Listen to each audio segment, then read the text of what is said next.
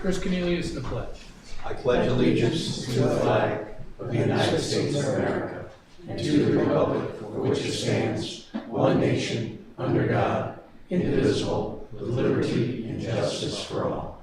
Moment of silence for the men and women in the armed forces, our first responders, our veterans, those fighting a good fight in the Ukraine, and those suffering from the military conflict in the Middle East, and those people suffering from the hurricanes in Western North Carolina and Florida and the Southeast. Thank you. Thank you. Marie? Do I have any nominations for a moderator? I nominate Mayor Bass. Second. All those in favor? Aye. Aye. Thank you. I'd like to call this meeting to order for the special town meeting, October 15th, 2024.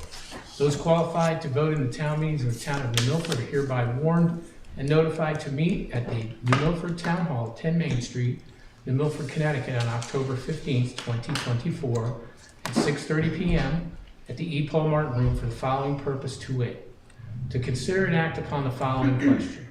Shall the town of New Milford expend COVID Relief American Rescue Plan Act funds received from the United States Treasury as follows: $41,378 for the EMS manager, $8,500 for the Tactical Emergency Care Certification for first responders, $19,920 for the New Milford Ambulance Active Shooter Equipment, $3,068 for a command board for the New Milford Ambulance.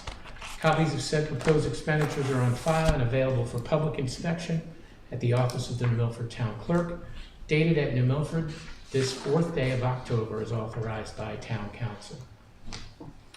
Do we have anyone from the None. public to address? No one. Okay. What I'd like to do is ask New Milford Ambulance to come up and, just for the record, talk about the importance of the active shooter equipment, the command board for the ambulance, and why that's important. And while we're waiting for Donna to come up, there's been some conjecture on American Relief Funds, especially on social media, is how can we do this? Is there a pocket of hidden money somewhere with American Relief Funds? So for those watching and those that are in the meeting tonight, if you take a look at the Town Council regular meeting motions of August 12th of 2024, you will see that there was some money that was given back, American Relief money, from the youth agency, as to they did not need that money. The Town Council voted to approve reappropriating this money for these reasons. So it was due to the reappropriation of American Relief funds that we're able to use this to help our New Milford Ambulance and our New Milford Fire. So Donna?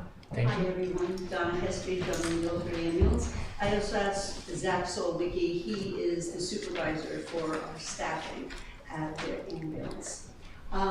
The active shooter, unfortunately, it's something that we have to have.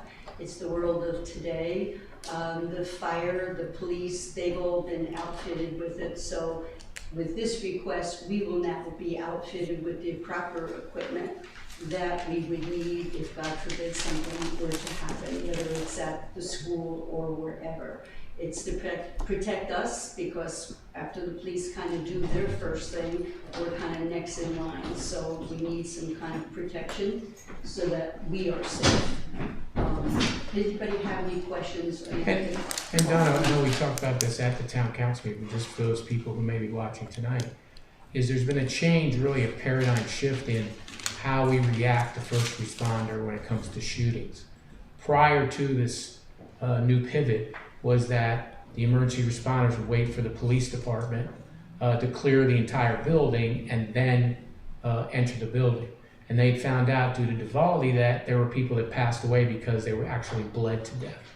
Yes. So the new thing is, as each area is cleared, now you, the ambulance first responders, now will be going in to see if you can assess those that would be unfortunately shot. Yeah, hence you need your for that equipment. I would ask Zach, because he Sure. gives a very good explanation of how this works now.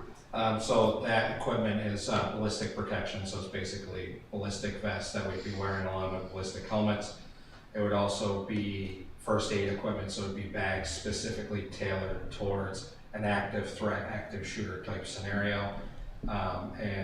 We decided with Water Witch that we were going to be universal across the board. So what we have, they have, and vice versa. So if we have more people show up, we use the gear and equipment that they have, and vice versa. If they have more people, they can use our stuff. Great. Zach, while you're there, can you talk to the town meeting that's here, and those that are watching, the command board? Why is that important for the ambulance? So the command board is a variety of things. They're panels specifically for mass casualty incidents geared towards active shooters. It helps us know where our units are, what's inside, what rescue task force teams are inside, the amount of ambulances we have, fire resources we have, all of that at the fingertips of the EMS commander that'll be there. Great. Does anybody from the council have any questions for Donna or Zach? Start with Chris, and then I think there was some training with the police and the fire. Were you all part of that Correct. training? Yes, You we were. were. Okay. Yep. Okay, good. So right now, the ambulance alone, we have 16 trained members on staff ready to act in these incidents. Okay, great, thank you. Alex? Thank you. Okay. With regard to the equipment, does that have a shelf life at all, or Yeah, so it's 10 years. it's 10 years? 10 So years then, for the ballistic protection, it's 10 years. okay, so when it's not being used, it sits somewhere, correct? It's going to be sitting in the vehicles ready for response. So our 2 frontline ambulances and our paramedic fly car are all going to have this gear in it on a day-to-day basis, because this gear and equipment can be used for more than just an active shooter or active threat. That's what I was It could be used for psychs. It could be used for a regular shooting that happens in somebody's home. All this gear and equipment can be used for that to protect our personnel. With all the things you need to take with you, there's room? Yes. So surprisingly, there is. We designed the new Tahoe paramedic vehicle to be able to accommodate more equipment. And that's going to have the bulk of the command equipment along with the bulk of the active threat, active shooter stuff. And then each ambulance, we run 2 ambulances 24/7. That will have ballistic protection in each truck size to the personnel that are there. And they'll be right behind their seats. Okay, size to the personnel, that was my other You question. can So- see sometimes size. Yeah, good So- example. The ballistic protection's a universal size, so you could go ahead and you can make it tighter, you can make it Got it, bigger. okay. For the EMS manager, that's a 1-year salary? This is, I think, Pete will It's probably speak 6 to that. months because it's the end of January, and it may be changing. We're looking into that. Personnel expenditures for ARPA money then is exhausted. So if that portion is funded with this money, then we're going to see the This full will be a year. budget, this will be a budgeted Full item year in next year's budgeted item in budget. the Yes, future. ma'am. Okay. And, I mean, there's no doubt that we need things. I'm not saying we don't need things, but I'm a little concerned that we've been spending, wherever we can, money on emergency services. And again, we need things, but at the same time, we have some other issues in town, including people who can't afford water testing and are fearful. And so I was just Sure. concerned that the money's being spent in a place where we could probably budget and will be budgeting, but what happens, to me, having healthy water is critical to health in general. People are more susceptible to illnesses, including COVID, if they're not healthy because of their water, et cetera, et cetera. So to me, an easier sell would be spending the money for water testing for people, a fund that people could apply for the water testing. And I know all the details about the water. I know about testing, and if you're positive, your immediate neighbors probably don't have to test, or DEP will do it for free, etc. So I know all that. I'm just saying, I think we should consider finding a way to have a pocket of money so that people can get their water tested for PFAS. Great.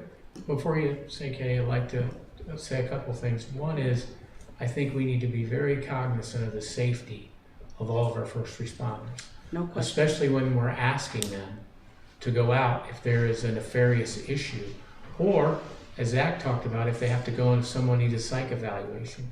I think it was just put on the news, I believe, over the weekend, of the increased mental health issues our country is facing. I think New Milford, again, is very proactive in doing this, and this is something budgetarily we could do right away. And now, Alex, here's some great news. I was talking to Amy today with the health department, and wouldn't you know, the EPA and the DEEP with the Connecticut Green Bank is working on exactly being able to provide low-interest loans for exactly that type of water testing and water treatments that you're talking about. And another great thing is too, for the waters we talked about at the last meeting, is for $200, $300, $400, $500, you can put your own filter in there, and then your water's good to go. Can I respond? So that's a great thing if you ask me. May I respond? Absolutely. Yeah, I'm not arguing the need to keep our people safe at all. I just feel we should find money for that in other budgets that might, transferring from other accounts that might be running, you know, and really in the black, so that instead of ARPA money. So Alex, tonight, is it your opinion that you're gonna vote to help our first responders tonight, or you're not going to? Good one, good one. Of course I'm going to help my responders, but I want the That's great. point Thank you. of record, please. Appreciate that. Thank you. Katie? Partly as you brought up, I'm very happy to have this, to make it possible for you. There's quite a few people who've died to prove that you need it, injured or killed. And I know we're not exempt from having some disastrous thing, which we hope doesn't happen, but we certainly know we're not exempt from it. And again, being a first responder should not make it more apt that you would get hurt, any of you. So I'm very happy to think, and I think this is a great way to spend this money. I'm very happy that you're getting these, and great that you're gonna wear them. Nothing takes the place of keeping you safe, so, in my book. Any other questions for Donna or Zach? Sean, could you talk a little bit about the tactical emergency care certification for the first responder?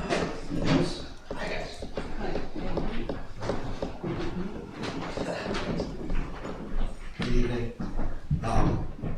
The tech classes that we've had 2 tech classes already in town.